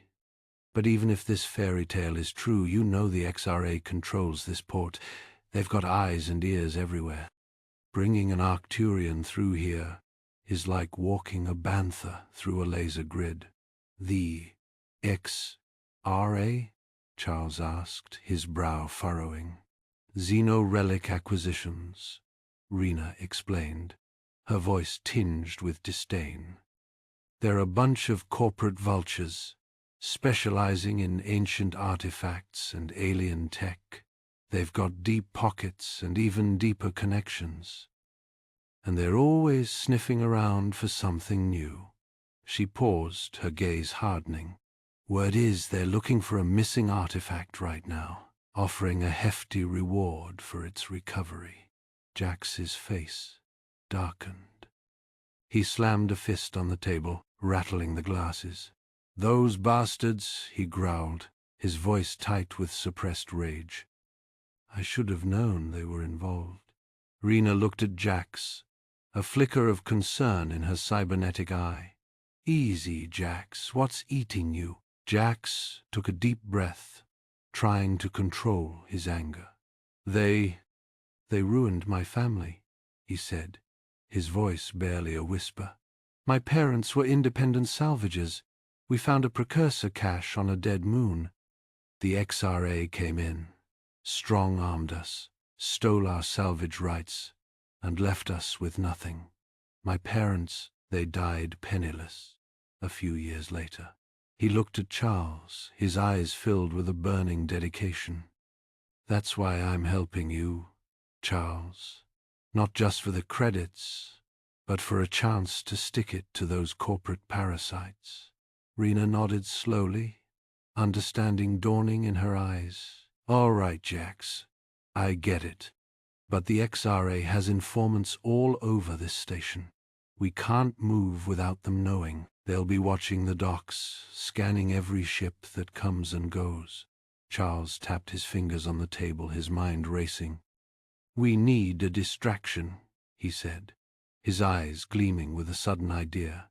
"Something to draw their attention away from us while you prepare a ship, Rena." He looked at Rena. "I can offer you a significant share of the Arcturian tech salvage, Rena.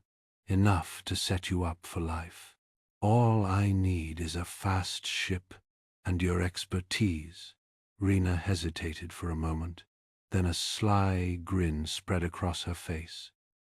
"A chance to get rich and screw over the XRA? Now that's an offer I can't refuse." She clapped Jax on the shoulder. "All right, boys, let's get to work.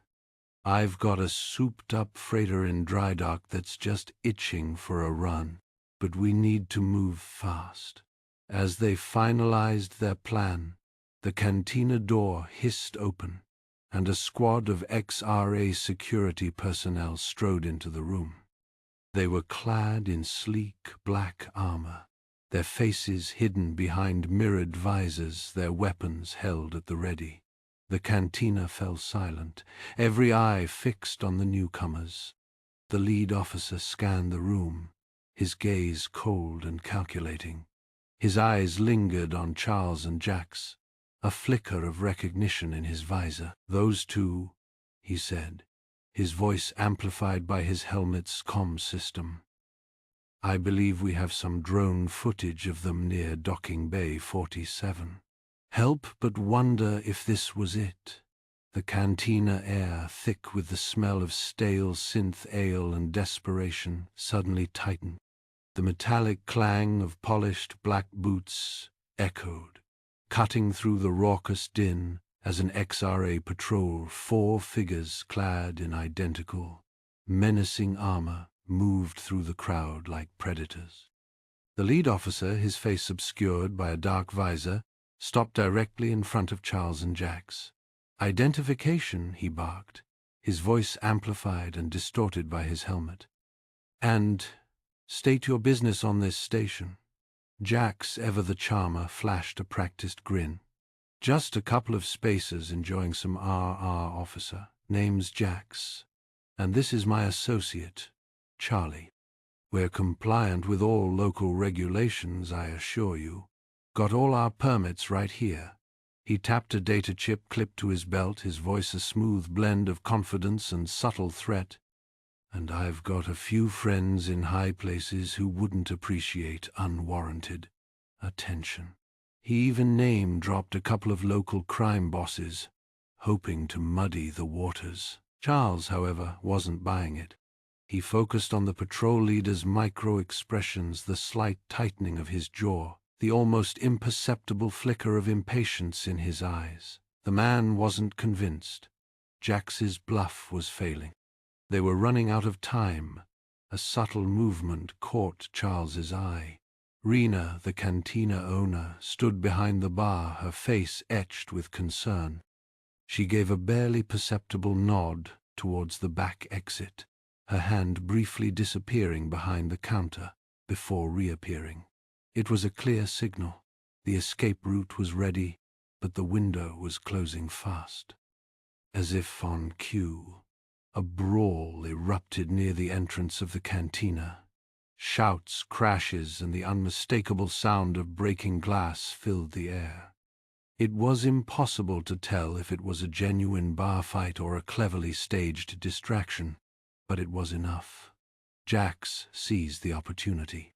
With a swift motion, he shoved a nearby table directly into the patrol leader, sending him stumbling backward.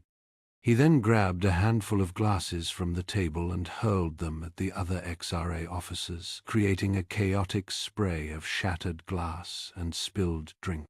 "Run, Charlie, run!" Jax yelled, his voice barely audible above the din.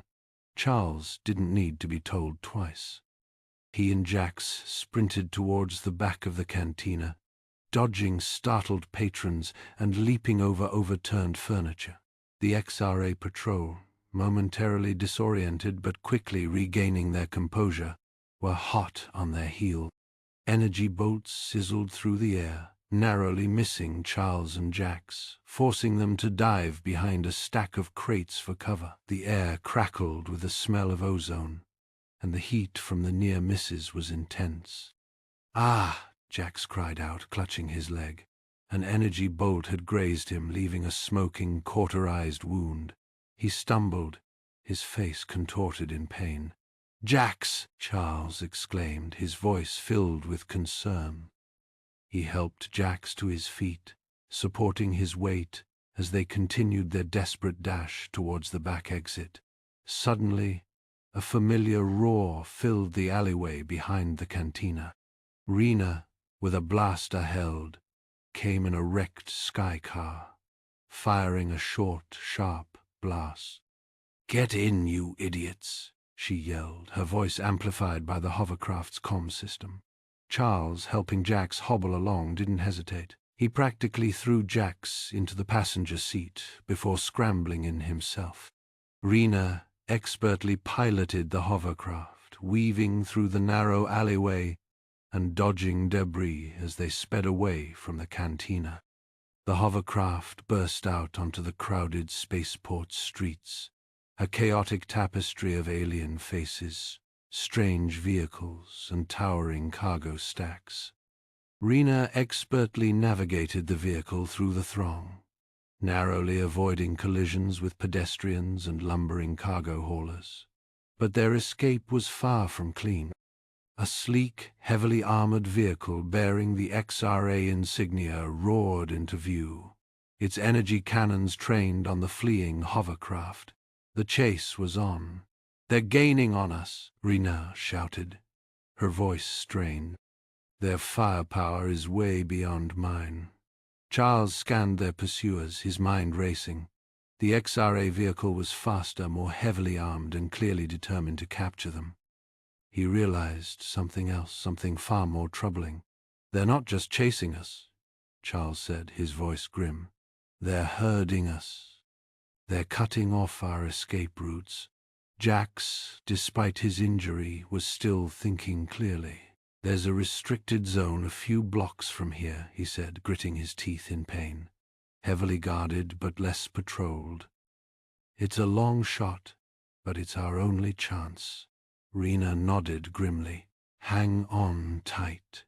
She swerved sharply, sending the hovercraft careening down a narrow side street towards the restricted zone. As they approached the perimeter, a warning klaxon blared, and a powerful energy weapon fired from a nearby guard tower. The hovercraft shuddered violently, its engines sputtering and dying. Rena fought to maintain control, but it was no use. The vehicle spiraled out of control, crashing into a pile of scrap metal with a deafening crash. The world spun. Charles groaned, his head throbbing. He pushed himself up, his vision blurry. Jax was slumped in his seat, unconscious. Rena was trying to restart the hovercraft, but it was no use. They were stranded. The XRA vehicles converged on the crash site, their troops disembarking and surrounding the wreckage, weapons drawn. There was no escape. Desperate, Charles activated his comms. He had one last hope. "Lyra, can you hear me?" he said, his voice trembling with urgency. "We're in trouble. The XRA. They've got us cornered. We need your help, please." There was a long pause, filled only with static. Then, Lyra's voice, hesitant and fearful, crackled through the comms. "Charles, I don't know. I'm afraid. If I use my abilities—" "Lyra, our lives are at stake," Charles pleaded, his voice cracking with emotion. "They're going to capture us, maybe worse. You're our only hope. Please, Lyra, please help us." The XRA patrol leader, his voice cold and devoid of emotion, amplified through his helmet, cut through the static. "This is your final warning. Surrender now, and you will be taken into custody. Resist, and you will be terminated." He paused, then added, "You have 10 seconds." Lyra's slender hands trembled on the damaged console, torn between the primal urge to flee and the burgeoning need to protect the humans who had shown her such unwavering kindness. Charles, Rena, Jax, even with his gruff exterior. They had accepted her, an anomaly, an echo of a forgotten age. She focused, drawing on the wellspring of psionic energy that pulsed within her, reaching out a tendril of thought brushing against the minds of the approaching XRA patrol. Fear, greed, ruthless efficiency. She twisted those emotions, amplified their doubts, their anxieties, their inherent biases. Outside, the XRA patrol faltered. Sergeant Krill, a veteran of countless retrieval operations, blinked, his vision swimming. The sterile gray walls of the salvage yard seemed to ripple, replaced by fleeting images of his childhood home, now a radioactive wasteland, thanks to a corporate mining accident. A wave of nausea washed over him. Beside him, Private Vaughan staggered, clutching his helmet, convinced the gravity plating had malfunctioned. He felt impossibly heavy, then weightless, then crushed beneath an invisible force. The air shimmered with heat, then froze his lungs with icy cold. Charles, his senses honed by years of navigating treacherous asteroid fields and dodging corporate patrols, recognized the subtle shift in the atmosphere. "Lyra," he barked, "Rena, now. Reroute the power coupling from the energy weapon. Bypass the safety interlocks. All of it to propulsion." Rena, her face streaked with grease and her hands flying across the damaged control panel, didn't hesitate. Sparks flew as she ripped out damaged circuits, bypassing safeties with reckless abandon. "It's unstable, Charles. We'll fry the regulators in minutes. Minutes are all we need." He gripped the controls, adrenaline coursing through his veins. The hovercraft lurched forward, propelled by a surge of raw, untamed power. He steered through the swirling chaos of Lyra's illusions, dodging confused XRA soldiers who fired blindly into the shifting landscape of their own minds. A bolt of plasma sizzled past his ear. One of the XRA soldiers, more resistant to Lyra's influence, had managed to lock on. The shot clipped the hovercraft's steering column. The vehicle veered wildly, careening out of control. Charles fought to regain control, but it was too late. The hovercraft slammed through the corrugated metal wall of a deserted warehouse, the impact throwing them forward. The world spun, metal screeched, and then silence. Outside, The XRA patrol, shaken but recovering, converged on the warehouse. Krill, his head clearing, snarled, "Seal the perimeter! They're trapped inside." "Breach the building." Inside the mangled hovercraft, Charles coughed, his head ringing. "Jax? Rena? You okay?" Rena groaned, pulling herself from beneath a pile of sparking wires. "Alive, mostly. Power's gone." Steering shot. Jax, clutching his arm, hissed, "Damn it! Think I broke something." Charles, ignoring his own aches, quickly assessed the situation. "We're trapped. They'll be inside in minutes." "Jax, can you move?" Yeah, just peachy." Lyra, her face pale with exhaustion, whispered, There is something else here." Within the warehouse, a chamber. Charles raised an eyebrow, skeptical but trusting. What kind of chamber? Arcturian, ancient. I can feel it. Charles hesitated for only a moment. He had learned enough about Lyra to trust her instincts, even when they defied logic. "All right, let's find it. Rena, Jax, with me. Lyra, stay close." They moved cautiously through the dimly lit warehouse, past stacks of crates and forgotten machinery. Charles, his hand resting on his sidearm, scanned the shadows. "There," Lyra said, pointing to a stack of crates piled against a far wall. Behind them, they moved the crates, revealing a concealed entrance, a dark, dusty corridor leading into the unknown. As they stepped into the corridor, the warehouse shuddered. A low hum filled the air. Suddenly, energy crackled around them, forming shimmering blue barriers that sealed off the warehouse entrance. Outside, the XRA patrol, preparing to breach the building, were thrown back by an invisible force. Plasma weapons sputtered and died against the glowing shields. Soldiers screamed as they were electrocuted, their bodies convulsing on the ground. Inside the corridor, Charles, Lyra, Jax, and Rena stared in disbelief at the energy barriers. "What the hell was that?" Charles muttered. The corridor opened into a vast, hidden chamber, filled with rows upon rows of sleek, metallic stasis pods. The air thrummed with latent energy. Lyra gasped, her eyes wide with wonder and a hint of fear. "More of my people." She moved towards one of the pods, her hand outstretched. "I sense a presence, powerful, a leader."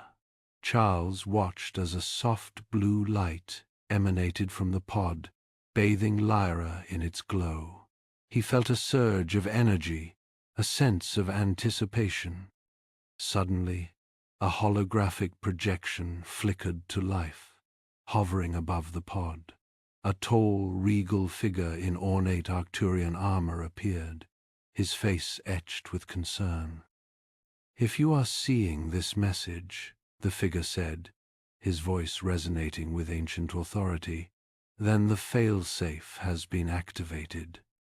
Know this: a cosmic threat looms, one that devoured our civilization and now threatens to consume all that remains." The image flickered, distorted, and then abruptly vanished, leaving only static. Charles stared at the empty space where the hologram had been, his mind turning. Lyra's past. It wasn't just history. It was about to collide with their present in a way they could never have imagined. The Arcturian device pulsed, bathing the warehouse in an ethereal blue light. A wave of energy, invisible but palpable, surged outwards, momentarily overloading the XRA patrol's weapons and systems. The mercenaries staggered, disoriented. "Now!" Charles yelled, grabbing Lyra's hand. Jax and Rena were already moving, leading the way through the chaos. Rena, ever practical, had disabled the warehouse's security systems during the energy surge. allowing them to slip out unnoticed. They sprinted through the darkened streets, the adrenaline pumping through their veins. Jax led them to a hidden transport, a worn but trusty speeder he'd left earlier. "Local security is on its way," he said, his voice tight with relief. "Sent a distress call as soon as I realized what we were up against." As they sped away, Lyra stared back at the warehouse, a faint sadness clouding her luminous eyes. The energy from the stasis pods was spent. The chance to revive her people, gone. Charles squeezed her hand. He knew what she was thinking. He remembered the holographic message, the desperate plea from a civilization on the brink. "You were right, human medic. This ceaseless fighting, it is a path neither of our people can survive." Kara's voice echoed in his memory. Lyra had made the right choice, the only choice. A comm signal crackled through the speeder. It was a clipped, formal voice from the Galactic Alliance. "To any vessels in the vicinity of grid coordinates, reports indicate a significant weakening of Void Eater activity in the Kepler 186F sector. Repeat, Void Eater activity significantly weakened. Preliminary analysis suggests Arcturian technology signature detected." Rena whooped with joy. "We did it!" Jax grinned, relief washing over his face. "Looks like we just saved the galaxy." Even as they celebrated, another signal came through, this one a priority alert. "XRA vessel Harbinger has been disabled and its crew apprehended. Thanks to information provided by a civilian distress call, XRA's illegal operations have been exposed. A full investigation is underway." The XRA leader, his face contorted with rage, appeared briefly on a comm screen before the signal was cut off. "This isn't over, Jackson. Arcturian. I will have my revenge." Charles simply shook his head. "Not today." Back on the Wanderer, the familiar hum of the ship's engines was a welcome sound. They had left the warehouse behind, left the XRA to face justice, and left the galaxy a little safer. As Charles ran diagnostics, Lyra stood by the viewport, gazing out at the star-dusted expanse. She turned to Charles, her expression serene. "I was so focused on the past, on what was lost, I did not see what could be." Charles met her gaze, understanding dawning in his eyes. "You mean?" "My people are gone," she said softly. "But their legacy, their purpose, it can live on. And I can help protect this galaxy alongside you." He stepped closer, gently cupping her face in his hands. "You're not alone, Lyra. Not anymore." Lyra smiled, a genuine radiant smile that chased away the shadows of millennia. She had found a new purpose, a new home, and a new family. Together they looked out at the stars, a vast, endless ocean of possibilities. Their future was uncertain, filled with challenges they couldn't yet imagine, but they had each other, and they had a galaxy to protect. And that, they knew, was enough. The Wanderer, a tiny speck against the cosmic canvas, charted a course into the unknown, carrying within it the hope of a lost civilization and the unwavering heart of humanity.